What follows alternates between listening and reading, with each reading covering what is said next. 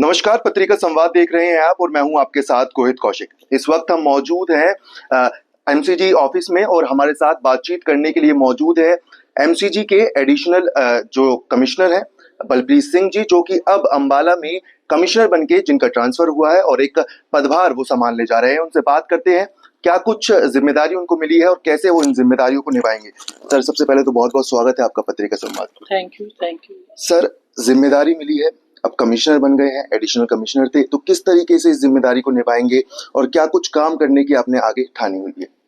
देखिए, सरकार ने एक नई जिम्मेवारी सौंपी है, तो गुड़गांव में भी अच्छा काम किया है, लगन से काम किया, तो उसी लगन के साथ जो है अम्बाला में भी काम करेंगे।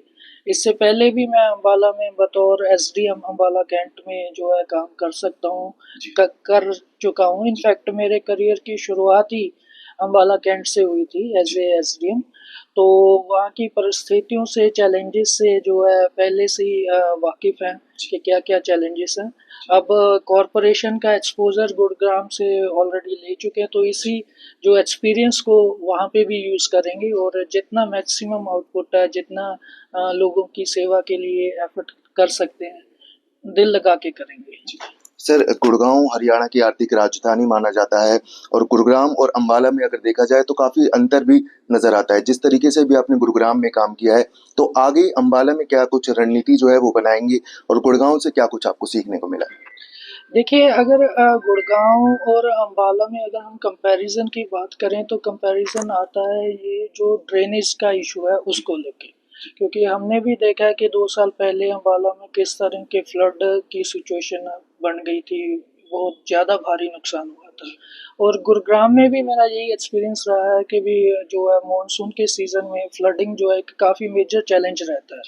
तो जो ये यहाँ का हमारा एक्सपीरियंस रहा है, तो हम कोशिश करेंगे भी उसी एक्सपीरियंस के साथ बल्कि उसको बढ़ा के जो है अम्बाला में भी इस चीज़ पे काम किया जाए और जो है अभी इस समस्या से जो है इसका स्थायी समाधान की तरफ बढ़ा जाए।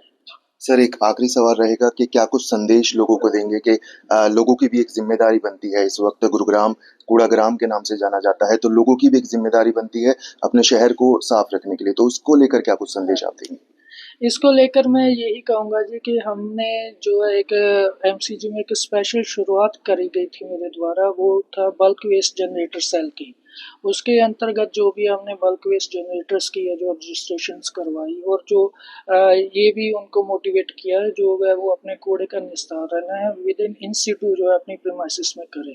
तो मैं वंस अगेन उन लोगों को यही अपील करूँगा कि वो अपनी जो इस रिस्पॉन्सिबिलिटी को समझते हुए जन भागीदारी से ही हम जो है इस जो कूड़े की समस्या है उसका जो सॉल्यूशन है उसकी तरफ बढ़ सकें और एटलीस्ट लोग ये ज़रूर इंश्योर करें कि भी वो घरों में कूड़ा का सेग्रीगेशन ज़रूर करें, क्योंकि बिना सेग्रीगेशन के जो भी अब कोई भी प्रोसेसिंग प्लांट है सक्सेसफुल नहीं होता है। तो इसीलिए लोगों से अपील रहेगी कि भी वो सेग्रीगेशन पे फोकस करें और अपना पूरा सहयोग जो है प्रशासन को दें और मिलके आपसी जन भागीदारी से जो है हम इस समस्या को जो है जूझ सकें, इसका सॉल्यूशन कर सकें। सर, गुरुग्राम में आपने कई जो साल है वो काम किया, करीबन 1 साल आप रहे हैं यहाँ पर, तो किस तरीके से आपने गुरुग्राम में काम किया और क्या कुछ ज़िम्मेदारियाँ आपको मिली थी जो आपने निभाई? हुँ। देखिए, जैसे बताइए हमने गुरुग्राम में हमने सैनिटेशन को लेके काफ़ी कुछ काम किया। एक वीडब्ल्यूजी सेल है जो डेडिकेटेड सेल बनाया गया।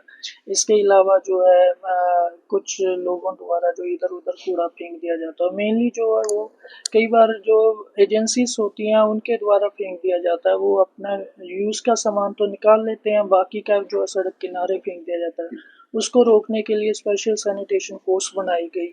तो उसने काफ़ी एनफोर्समेंट को इम्प्रूव किया। तो इन दोनों इनिशिएटिव से मैं उम्मीद करता हूँ कि गुरुग्राम को आगे आने वाले भविष्य में भी जो है बहुत अच्छे रिजल्ट्स देखने को मिलेंगे।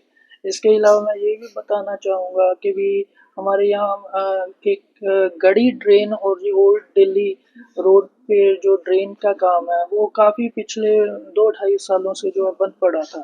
तो मैंने लास्ट ईयर ही एफर्ट्स करके उसको जो है चालू करवाया और जो है वो उसको कंप्लीट करवाया।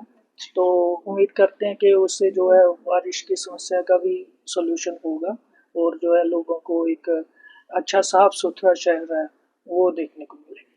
तो सर इसको लेकर कहीं न कहीं अब गुरुग्राम में जो है वो जल-भराव की समस्या से इस बार लोगों को राहत मिल सकती है। बिल्कुल जी, बिल्कुल। सर बहुत-बहुत शुक्रिया। तो ये थे हमारे साथ बलप्रीत सिंह जी, जिन्होंने बेबाकी से सभी सवालों के जवाब दिए, साथ ही बताया कि वो आने वाले समय में अपनी ज़िम्मेदारी को कितना बाखूबी निभाएँगे। ऐसी ही तमाम जानकारी और खबरों के लिए देखते रहें पत्रिका संवाद।